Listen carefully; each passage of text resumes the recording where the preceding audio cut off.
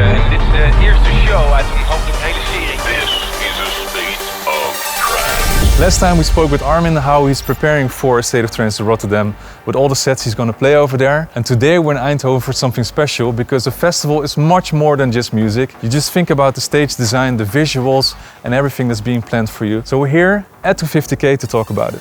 I'm Freek, I'm art director at 250K and I'm involved with A State of Trance since 2012. I'm Mees, set designer for 250K, and I worked for A State of Trance I think for almost 8 years now. We're going to talk about the stage design, how things are looking, because I think it's a bit of an overlooked thing when people walk into a festival, because it's such an important aspect of the whole scenery. You walk into stage 1 and you see how everything's set up. Stage 2 we talked about the containers and stuff like that. So I would like to know, who is the leading designer of Area 1 this year? He is. Mees. Yes. No, we do it with a team. This year I did all the drawings, but like we do it with everyone. We do it with Freek, but also with Sander. Everyone is involved. Yeah. We present the ideas, and then together with the team we build like the whole setup. So how do you decide who takes certain responsibilities in setting up the whole area? Yeah, basically that's also together. Like I'm the one drawing it, but I'm also checking in with Freek and with Sander, like some small details like how high do the lasers need to go, or where we need to fix the lights, that sort of thing. Yeah, I think there's like the creative aspect, so that is 250K doing, and then there's of course the budget, but also the technicalities of the fixtures and lasers. How does the creation of the stage come about? Because I remember when we went from Utrecht to Rotterdam, it was a total different thing.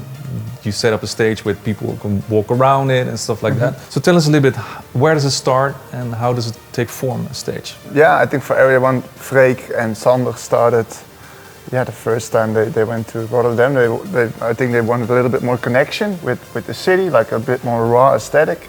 We talked about being in A State of Trance for many years, and when we went to Rotterdam we wanted to create it even more within the stage design. So we created decks on both sides and created also a deck behind the artist on different levels. So the artist would almost stand like in between the crowd, therefore in a state of trance. Can you tell a little bit more about the thought process of creating a stage? Is it really that you get the area, you're like, okay, we're going to Ahoy. You actually visit the Ahoy, I guess? Yes. So you walk around the area and you already see something in your head, this is what I want to make? Or is it something that you just take back and then discuss with everyone and then the whole team starts working on it? Or is it really a 1 or 2 people process of creating the visual aspect of the stage? Multiple ways, I guess. Of course you have the venue itself, which gives limitations to the setup, like how high is the ceiling, how many people will fit in, and then you have the creative aspect, which starts at the theme of the year. Every year has another theme, and this year's theme is Elevation. Elevation. I want to say uplifting. Oh, that's one of the quotes. Yes. So we want to somehow include that. Within the set design. Yes. Yeah, and try to do that differently this year, definitely. This year we're celebrating 25 years of State of Trance. The last 2 years we've already had, I wouldn't say the same setup, but a similar setup. How did you approach this for this year? What is the special thing about 25 years of State of Trance when you translate it into what the stage design looks like? I think there are 2 things. Like one thing we really tried to make like it gives its own identity a little bit more, so working a lot more with materials that you will recognize that also fits into more like the raw aesthetic. But also we incorporate like a friends and family deck, which is right behind the DJ, so there will be a lot more like partying people around, people that know each other. I think that will feel very familiar. Also for the crowd will feel very uplifting, we think. Can you share some exciting elements already that you guys have thought of in the setup of this year? Yeah, sure. I think for this year, since the theme was elevation, we tried to talk about how can we make it feel that something comes from the bottom instead of something from the roof. Like normally you see shows, everything is coming down or in front of you, and like, okay, maybe something needs to shoot up from like the people's height. So we thought about maybe it's cool to do something with laser, like shoot it from the bottom side up and have it activate some light, so it will feel like one big machine where you will be standing in the middle from. That sounds cool. Freek, you're also responsible for the other 4 areas this weekend. Which one is your personal favorite? Because when I compare it with previous years, like the small stages are actually really standing out in design and the looks and feel, because the main stage is the main stage, but the other areas are just the whole identity of their own as well. Yep. Yeah, I agree. I really like that the other areas became their own identity as well. I think I like Area 2 the most, mostly because of its journey for the past couple years, where we had the container, the show concept, and it got evolved throughout the years. And this year will be bigger than ever. And I think I wanted to mention Area 5 as well. I really like that area. It's really small. It's like a space tunnel kind of vibe. You really feel immersive within that area. Can you tell us a little bit more about Area 2? Because last year it was shut down for a few hours, I would say, because it was just too packed. No one could come in anymore. What's going to happen stage design-wise? We made the area bigger, so the dance floor is even bigger than it was. And we incorporated the visuals even more within the rest of the area. So everything that is going to happen on the LED screen will happen in the area as well.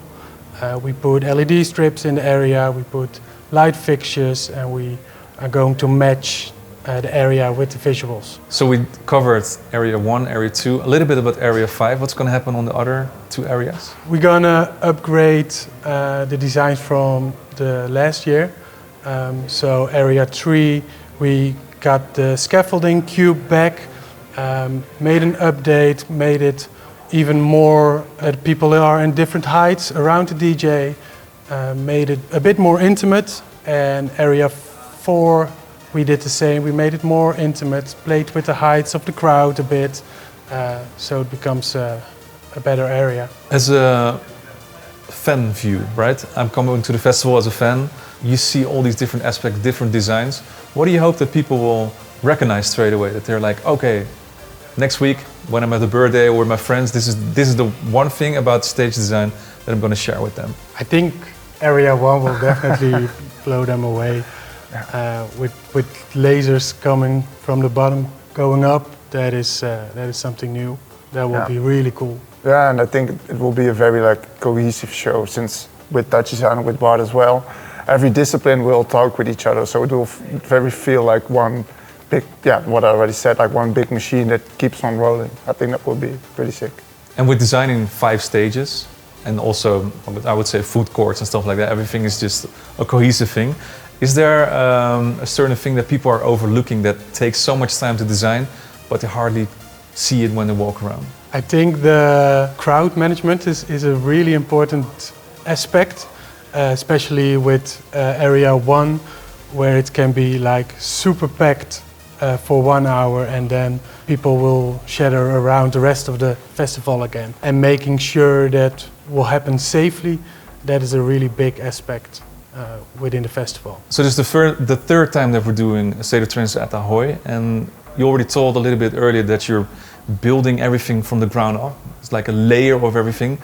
Can you tell us a little bit more about the layering that you have in mind? Maybe something special or like a surprise thing that you're planning? Now, one of the cool elements is definitely, of course, like the lasers that we have that we talked about.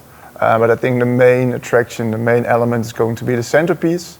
Those are 4 big screens standing in a circle of each other, and like in the heart of that circle you have 4 big lasers, and those lasers are going to shoot against those screens, and basically we can trace those lasers and follow them with the LED, so we can basically create shapes with the laser and it will communicate with the LED screen, so you get like a really cool holographic feel to it. I'm Chris, I am art director and video operator for 250K, and I'll be responsible for the visuals and the live operating at Area 2.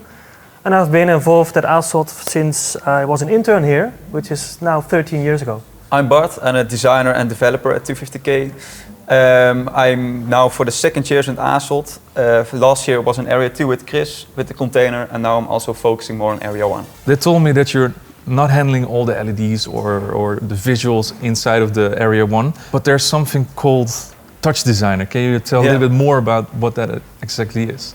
Yeah, I use a program that's called Touch Designer, and the power of that program is that I can connect everything together. So especially in Area 1 now, we're connecting the light, lasers and visuals all together, so that it works as one big machine instead of separate disciplines. You already told that last year you're working on Area 2, now you're working on Area 1, which is a total different scenery, of course. Yeah. What makes it so special to work on, let's say, Area 1, the main stage this year? It's really fun that the whole process is, we do it with all our colleagues, so it starts with the stage design, and during the stage design already we can already find ideas. We see from, oh, maybe we can do these tricks or these tricks. So it's really funny to be incorporated with the stage from the start and not when the stage is already finished. Yeah. So yeah, that's really cool to think about. So let's talk about the Touch Designer a little bit more, because I'm so curious how this is going to look like actually at the festival. Do you already have an example of something like, okay, this is what people have to look out for? This is the show of Touch Designer. What primarily are doing in Area 1 is we have lasers not in the ceiling but on the ground, shining upwards. What we want to do is connect the lasers with the lights. So for instance, we want to beam at a light and then the lights come on to make different sequences, switch around with them, make them in sync, or just the other way around. Yeah, to create a show that's maybe less focused on the beat of the music, but more on the waves of the music, like the energy, how much energy there is. What is the thing that you're looking forward to the most out of the whole schedule that you're doing in the last few months already? I think what I'm looking for the most is the first moment during the programming already, that everything comes together for the first time. So in the studio we try all the separate things, but during the programming there will come a moment that everything works, everything comes together, and you put it on for the first time, and then you can see it in real life instead of on your screen. Yeah, I'm really looking forward to that. If I look back at the last 2 years when we were in Rotterdam, the first thing that came into mind was straight away Area 2, because a lot of people see it as a sort of a main stage as well. They came in and they see the visuals of the container, which also we had in Mexico, even at a certain point as well. Will we see that container, the tower, once again this year? Is it going back? The tower will be back again. It's really funny because the first year we had this container was actually a little gimmick that I made. Yeah. The container was supposed to be on screen for like, I don't know, once every hour, just as a gimmick, because we were just in a little bit of a tryout, like let's see what's going to happen. Yeah, but in the end we used it the entire night because during programming I showed it to Sander and he said, "Wow, this is such a iconic thing."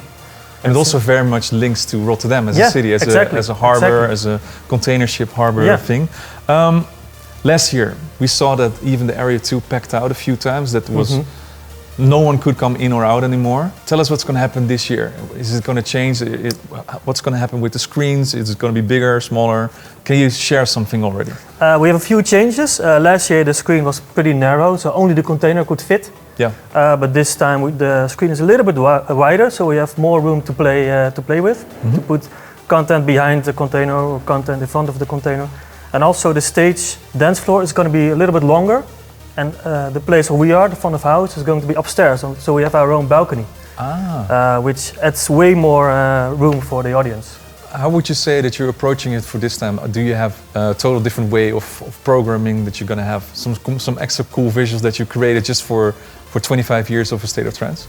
Well, of course, because we have done the container so many times, we keep optimizing it, and we keep thinking of new stuff to just be more creative instead of more technical. And this time, because the screen is so much wider, we can even lift up the container and rotate it, which looks crazy because the screen is black, so you don't see the screen, you only see the container, and that's pretty magical. It's 25 years of A State of Trance. You guys have been part of the show for a few years as well. Is there something that you are also preparing for, let's say, the moment that it hits 25 years? Is there something like a show moment that you're scheduling already? Yeah. So most of the operating is what I said is live, but we have a few show moments that we That you can show off. Yeah, that we show off. And we prepared it beforehand so we can sync everything to the music, to the shows. So yeah, there will be definitely a few special moments during the show. I can't wait to actually walk through the whole area and just experience everything that you designed for us. And thank you so much for delivering an amazing area for us again, or 5 areas even.